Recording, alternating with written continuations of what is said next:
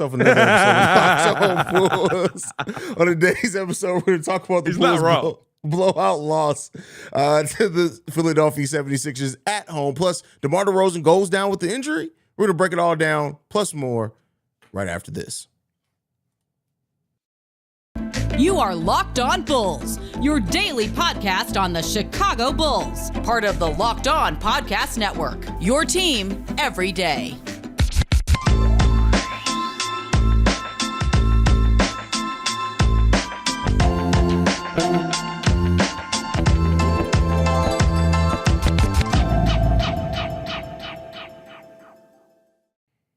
Thank you for tuning in to Locked On Bulls, member of the Locked On Podcast Network, where it's your team every day. That's Pat, the designer, host, and creator of the Windy City Breeze. I'm Hayes, host and creator of Chicago Bulls and Chicago Bears Central. But anyway, Pat, yeah, the Bulls got their butts kicked, bro. Like, it was embarrassing. Let's just, all the formalities out the way. This was a game in which they started off on a 17-0 run, and literally, bro, I swear I started to text you and said, hey, we're not winning this game, but I didn't want to put the negative juju out in the universe, bro. But, you know, it is what it is, man. How you feeling, bro?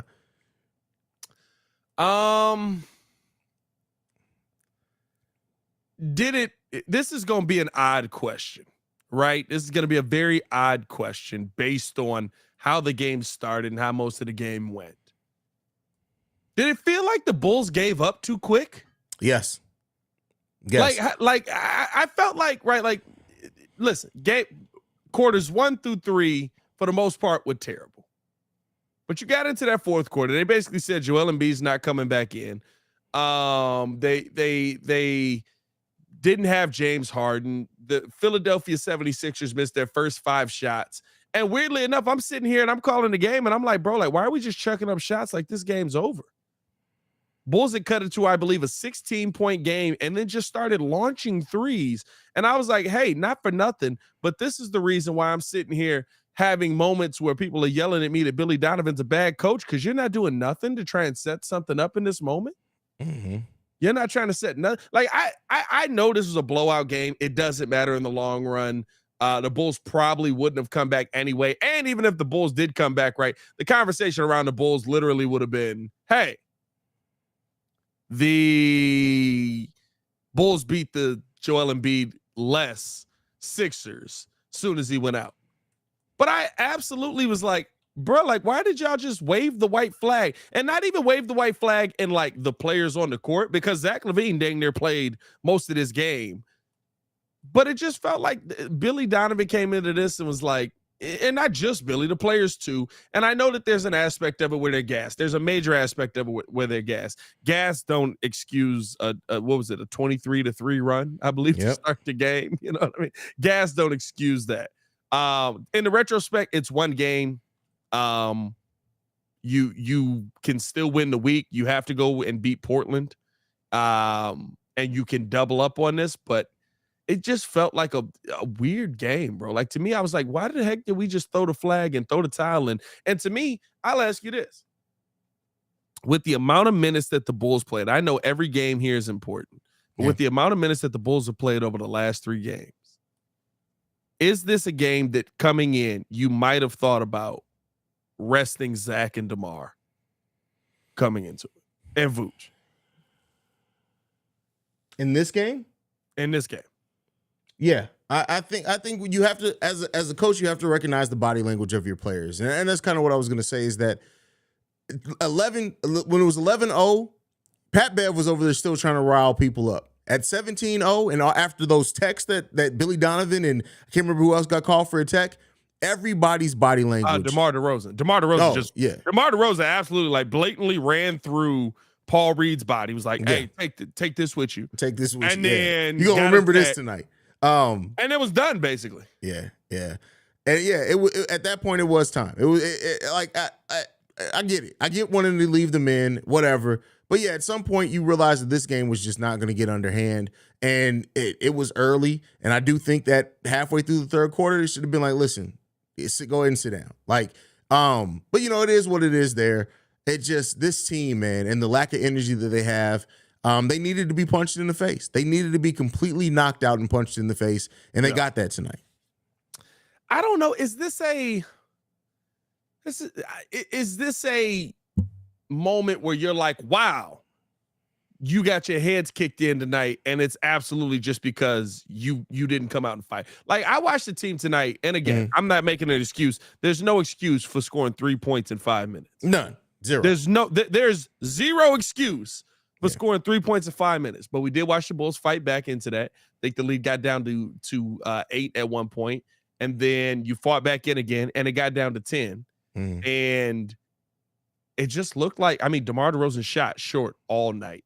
Zach, I believe he was 0 for 7. Zach LaVine was doing his best, but you could tell he was off his game. Vooch's floaters short all night. People's floaters are always short. That's nothing new. I mean, like, my God, bro. Like, have we seen him make a floater? Yeah. When he the push floater he made a couple of times early in the season. A little weird push floater that he was working on. A very long time ago, because, man, every time I see him get down there, I'm like, he just up there, he floating, full hand on the ball, and it just, like, missed the whole rim. But I don't know. I didn't see, to me, this is you burn the film the second that it came off the game.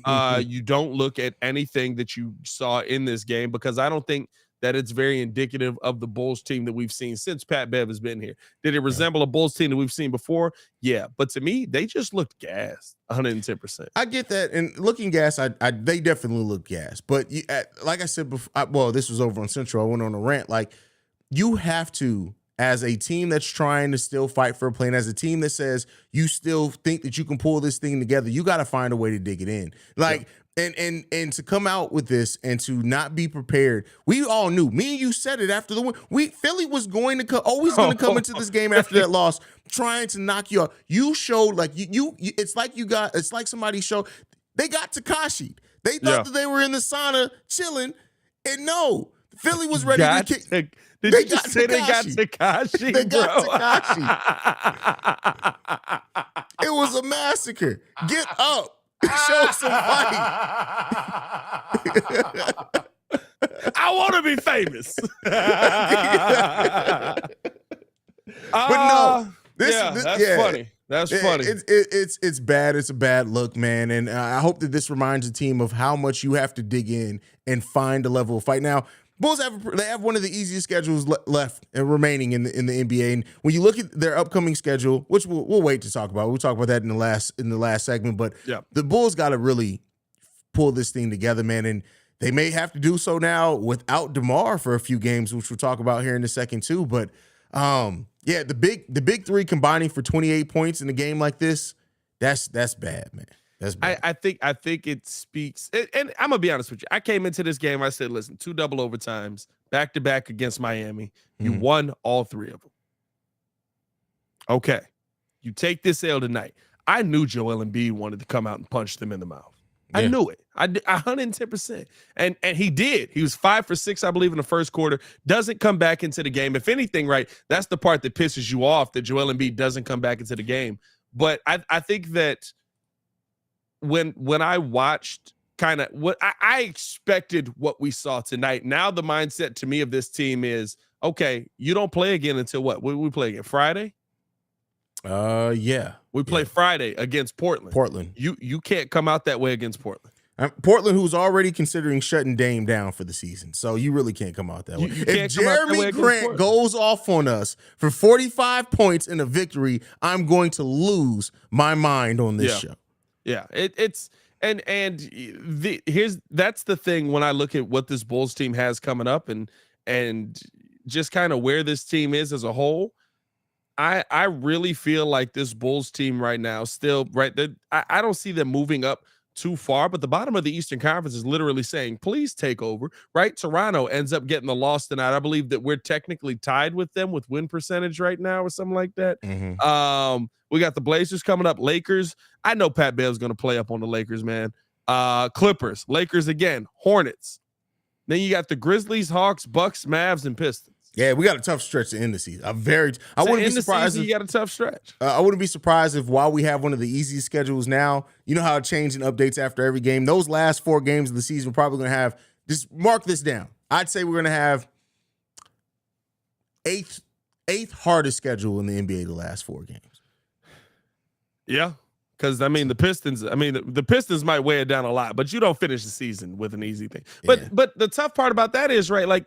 Here's the thing. You play on the 2nd, The hardest part about all of that is how the schedule lines up. The 2nd, the 4th, the 5th, the 7th. It's very similar to this stretch that we're in right now. Good point. So you got to go out there and you got to get it right. Like, the reason that I'm not upset about these wins is because the Bulls played on the 17th, the 18th, the 20th, and you won all 3 of those. I expected you to drop one of those. Yeah. So now, right, you come in here and you take, and listen, they got their heads kicked in 100%. But you go 3-1 over your last 4 and 5-2 over your last 7. Okay. Now, how do you get back? How do you bounce back? You're going to be punched in the mouth. This is the question we've asked about the Bulls all year. You're going to get punched in the mouth. How do they bounce back? Yeah, and we'll talk about that and how they may have to do so without DeMar DeRozan coming up next. But before we get into that, I want to talk to you guys about one of our new partners here at Locked On, and that is Ultimate Pro Basketball GM. Ever dreamed of becoming an NBA GM and managing your basketball franchise?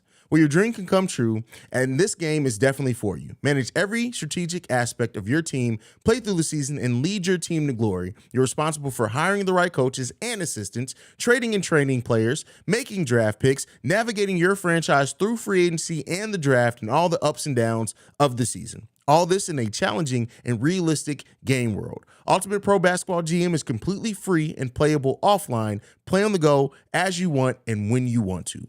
And our very own Pat the Designer had 4 titles in a row and then lost on the 5th attempt there. So, you know, but it's a fun game. I mean, we've played this game extensively, both of us, and it's a really, really fun game, honestly. Locked On Bulls listeners get 100% free boost to their franchise when using the promo code Locked On in the game store, so make sure to check it out. To download the game, just visit probasketballgm.com, scan the code, or look in the app store of your choice. That's probasketballgm.com. Ultimate Basketball GM, start your dynasty today.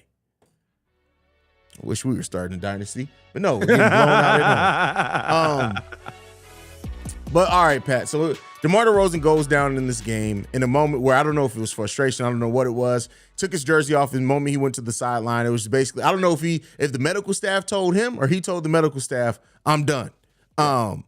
But it's that hip injury that he had early in the season. He said he was playing through when he was playing some of his worst basketball. We ended up finding out he was playing through that hip injury.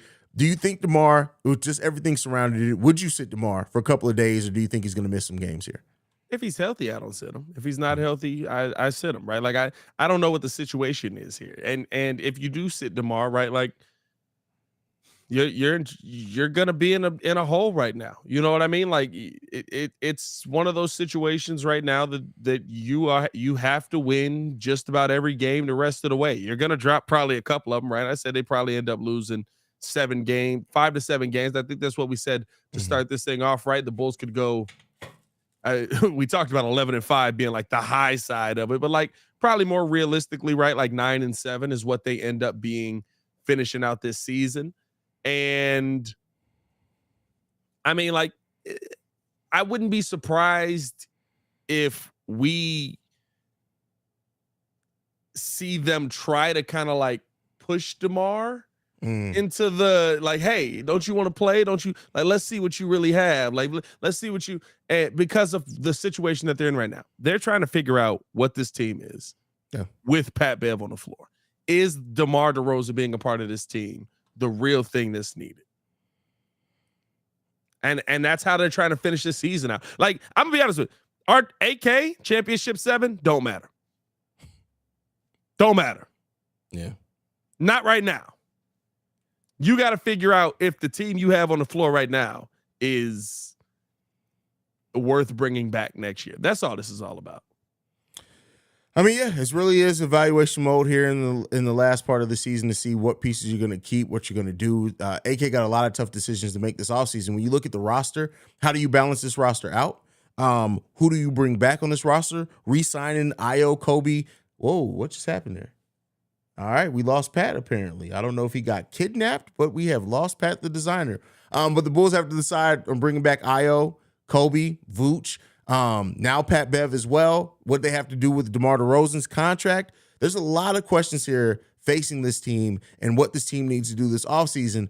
And so maybe this time out, if DeMar is sitting, if DeMar does not play, helps, bring that maybe a fuller picture to figure it out. I don't know, but I will say this: like, if this Bulls team is going on a playing stretch and really trying to push that, it of course becomes a little bit more complicated, a little bit more difficult without having DeMar DeRozan, especially with how good he's been facilitating lately. Him taking a little bit more threes, him being back to scoring pretty good for us in the fourth quarter and in clutch situations. So this Bulls team has some things to figure out. It's going to be tough. It's not going to be easy by any stretch of the imagination. But, DeMar, we got Caruso. When does Caruso come back? I truly do think, though, that if James Harden would have been playing this game, Caruso probably would have been playing. He was initially announced that he was going to be returning today or be able to play today and be available. And then after the James Harden was out thing, it was announced that Caruso wasn't going to play. So hopefully that means and shows that James Harden is probably going to come back. I'm sorry, James Harden. I wish he was coming back to us, but no, I don't want Rick Ross on this team. But Alex Caruso is going to come back for the Chicago Bulls sooner rather than later. But yeah, it's some things that need to be done, and some things that we definitely got to look at. We got to figure out. It's not going to be easy without DeMar on this team, and we'll see what this team does. We'll see who steps up when needed. This is the time where you can really start testing yourself. This is the time where you can really start testing your squad and your team. What happened there, Pat? Restream literally just booted me. I was watching you. That is hilarious. That's funny. I kept it going. Why won't it let me in? Yeah, it is what it is, bro. It'd be like that sometimes. Oh man. But yeah, so what do you when we look at potentially playing without DeMar? What do you think is the lineup and the matchups that Billy Donovan may go to in that case? I think you probably going to see what you saw at the end of the game a little bit. I think that's why Billy Donovan put that in, that Pat Bev. What was that? Pat Bev, Kobe White, P. Will. I'm trying to remember. Was that Drummond, I think, was in there, or maybe Vooch was in there?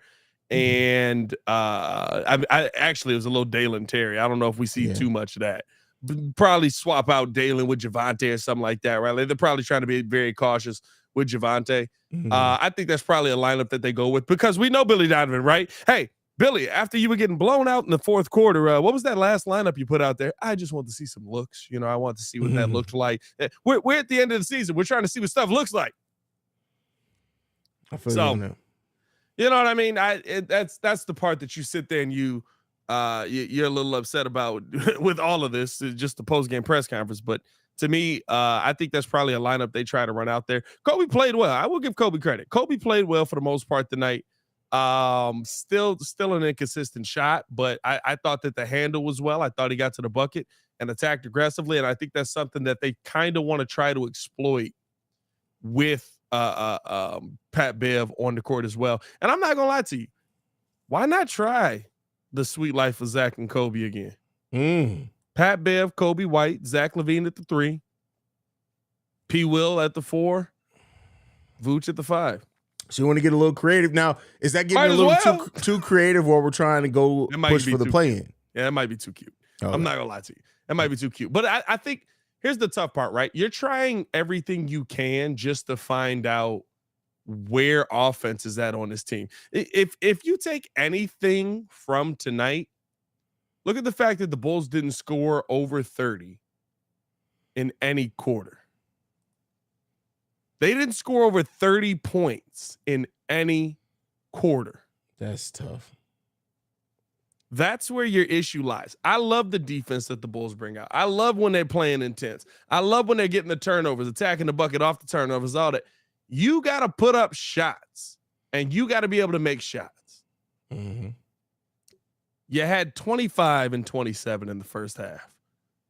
They had 40 in the second. That's tough, bro. That's tough. You gotta find, and I'm gonna be honest with you. I don't think that lineup's on. It's not even. I don't think that lineup's not on this team. That lineup's not on this team. There's no lineup on this team that gives you a good offense. There just isn't. Bulls got a tough thing ahead of them, then, bro. We got to figure it out. Got to figure it out, man. I would not bet on this Bulls team if you held. Yeah, that's a tough way to say that. Don't worry about it. Y'all know where I was going with that. But I don't know if you can get away with that in podcast. I don't think so, bro. I don't think you so. can get away with that. That's why I didn't say it. But hey, man, I wouldn't bet on the Chicago Bulls if I was going to bet with somebody else's money. That's a better way to say that. I don't know. But hey, you know what is worth betting on out here? The NCAA tournament, because it's heating up now. It's the perfect time to download the FanDuel app, America's #1 sports book app, because new customers get the no sweat first bet up to $1,000. Hear me on this. $1,000. That's your first bet. I'm sorry. That's a bonus bet back if your first bet does not win. Just download the FanDuel Sportsbook app. It's safe, secure, super easy to use, and you can bet on everything from the money line to points scored and threes drained. Hey, if you're betting the Bulls, bet the under. Plus, FanDuel even lets you combine your bets for a bigger chance at a payout with same game parlay. So don't miss the chance for you to get your no sweat first bet up to $1,000 in bonus bets when you go to FanDuel.com/locked on. That's FanDuel.com/locked on to learn more. Make every moment more with FanDuel, an official sports betting partner of the NBA. All right, Pat, if we're looking at any silver lining in this at all, the Bulls get blown out, but they don't really fall further down the standings because the other teams lost as well.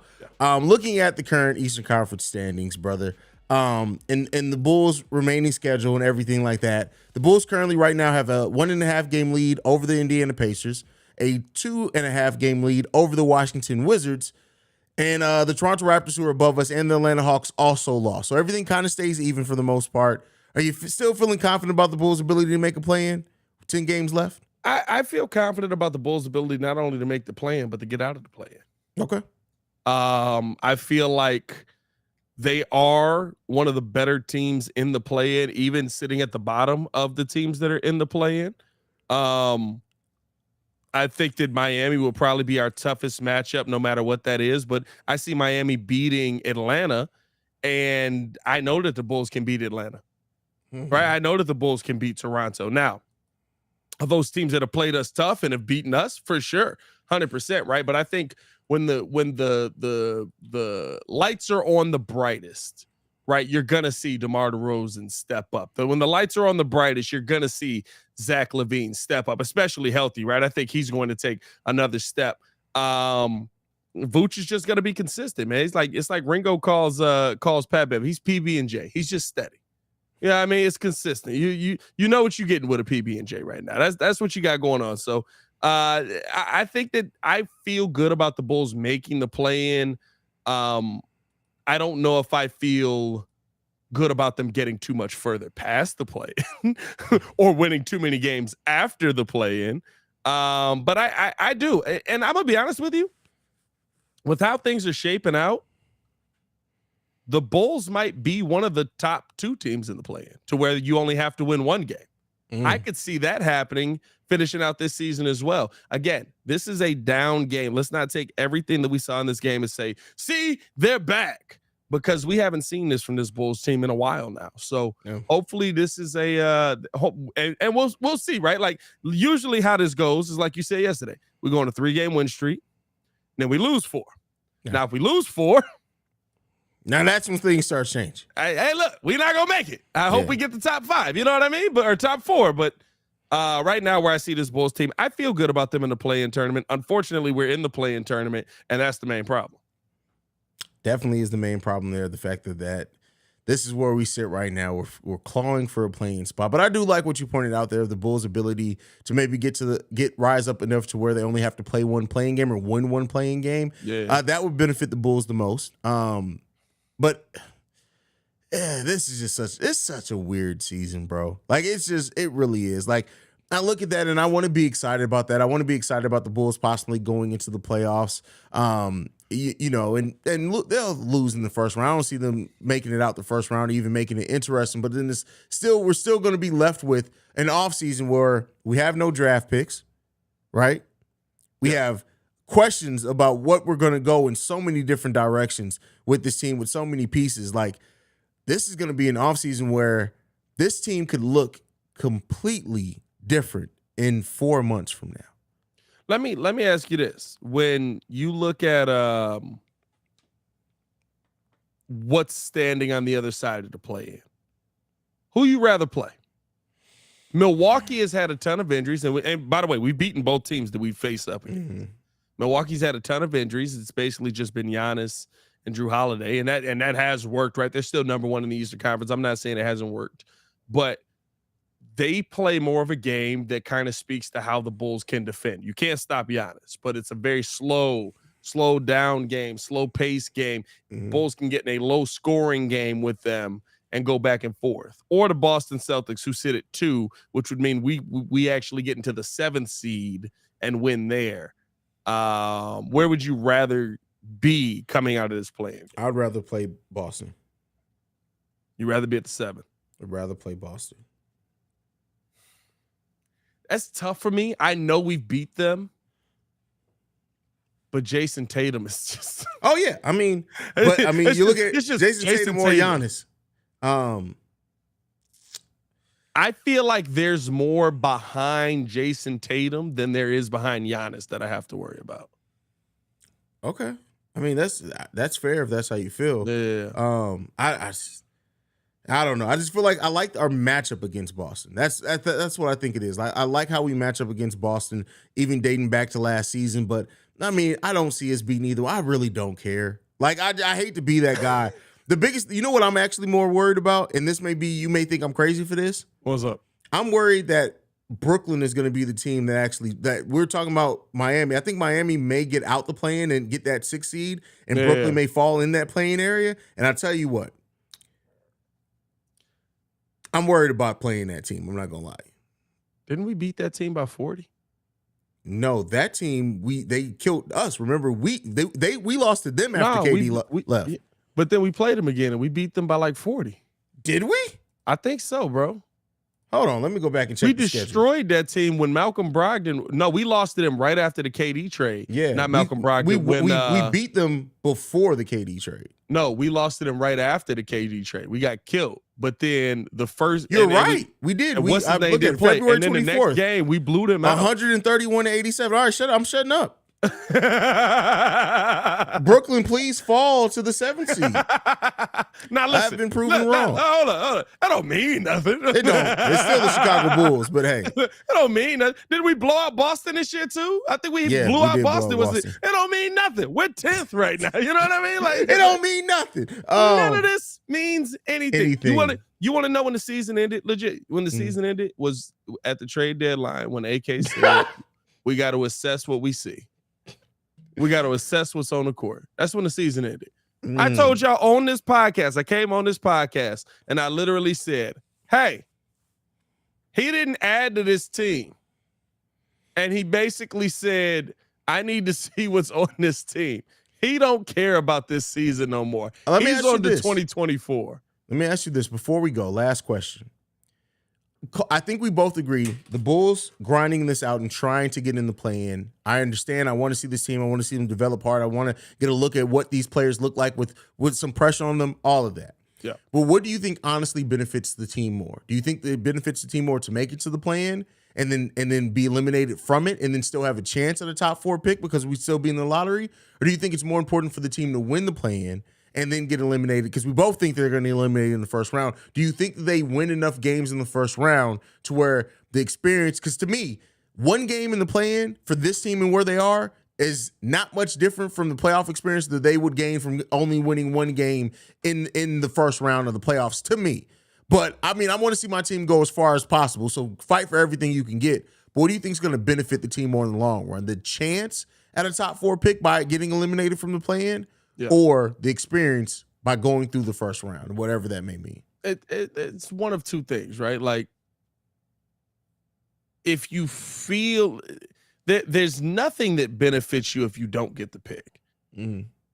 A chance at getting the pick doesn't mean you get the pick. It just means you got a chance to get the pick. So there's nothing that benefits you if you don't get the pick. And to me, I can't count on the fact that I'm going to get the pick. What I can count on the fact of is if this Bulls team wins enough games, they're going to get in the first round. Mm-hmm. They got to win the games, but I can count on that. That is in my control. And what I say about that is this. The Bulls don't fear the top teams.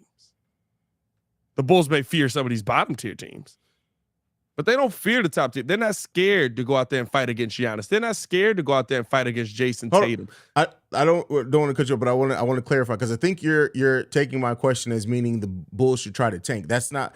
I'm just saying, what do you think the Bulls get the most out of? Not necessarily trying to. Well, aim and that's, okay. I just wanted to make sure. Yeah, that's what I'm saying, because I think there's a chance. Right, the chance you can get the pick is cool, but I got players on my team right now that I need to like see. And I'm gonna be honest with you. If you win one more game in the playoffs, even if you're in the 10th seed, you're still going up against the number 1. Yeah. Also a team that we played last year. If you win one more game, if you win 3 games, weirdly enough, that's improvement. If you go into Boston and you win 3 games, weirdly enough, that's improvement. And we've seen that they can beat those teams. Okay. Now, regular season versus postseason, very different, right? Like Giannis might be like, "Hey, yo, 70 a night. Come on now." But if we're being 100% honest about, like, I try not to live in the, if we get that, is it more? Here's the thing: is it more beneficial to get the pick if they get the pick? Yeah, because you're gonna add Scoot Henderson, you're gonna add Brandon Miller, you're gonna add, right, like, to a team that already has Zach LaVine, DeMar DeRozan, Nikola Vucevic, Patrick, right, like a bunch of these guys. You add in what we're looking for in a player, but I can't count on them getting that. Fair. Unless the NBA moves some ping pong balls around again. Shout out NBA. We had a 1.8% chance. We need that to come through for us again. But we got like a 48% chance if we get in the lottery this year. Yeah, I know, right? It's wild. It's wild. It's been a season, man. Pick will be 15 again. That's tough. All right, Pat. If you got anything follow else, me on man, everything at Locked On Bulls, man. Or follow us both on everything at Locked On Bulls. You can follow me on everything at Pat the Designer, man. Tell people on Twitter to check our numbers. You can follow me at CEO Hayes, at CEO HAIZE. And thank you so much, as always, for making Locked On Bulls your first listen every day. Now, for your second listen, go check out Game to Game NBA. Every late breaking performance, every analysis, every result, all across Locked On Game to Game, the way that only Locked On can deliver it. Follow Game to Game on Locked On NBA, available on the Odyssey app, YouTube, and wherever you get your podcasts. For Pat the Designer, I'm Hayes. This has been Locked On Bulls. Another blowout, man. We out, y'all. Can y'all tell we tired? Very much. Tired of this team. That's what I mean. Can y'all tell? It's just been such a long season, bro.